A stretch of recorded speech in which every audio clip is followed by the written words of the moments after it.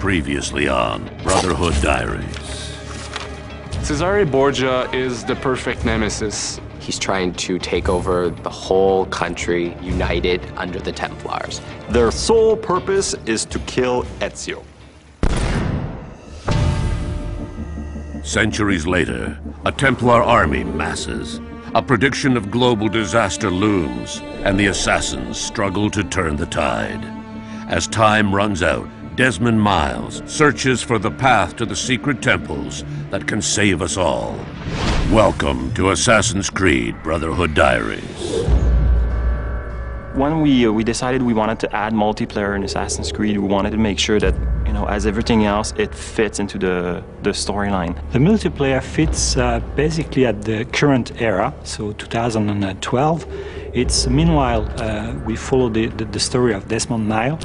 Abstergo is building an army to fight against the assassins. Abstergo intends to create perfect assassins. So they took all the previous test subjects that had been in the Animus, they uploaded the skills from them, and now they're downloading those skills into the Templars. And you get to play as one of them, preparing to fight against the assassins. Of course, Assassin's Creed is first and foremost Desmond Miles' story. He's basically one of the last true assassin on a genetic level that exists in the world, and he gets sucked into this millennia-long conspiracy.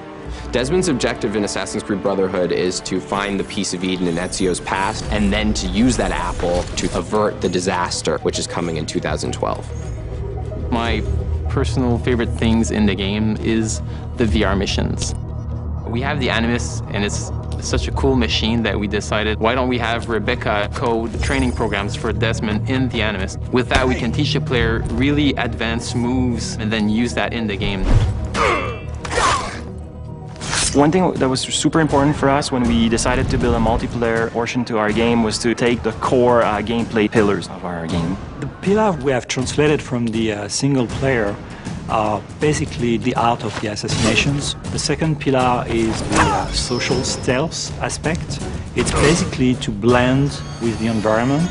And the third pillar is all that free movement aspect of the franchise that are also translated into the multiplayer.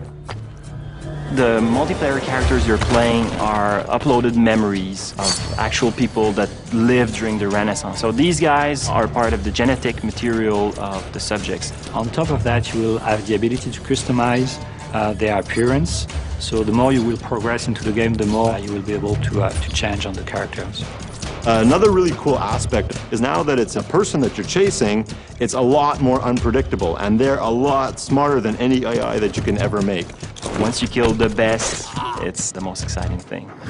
Brotherhood will feature quite a large number of game modes. The first one is what we call the Wanted, where each player has to assassinate another player. And then you have a game mode called Alliance. In this game mode, you have teams of 2 players, and each couple of players has to kill another couple of players.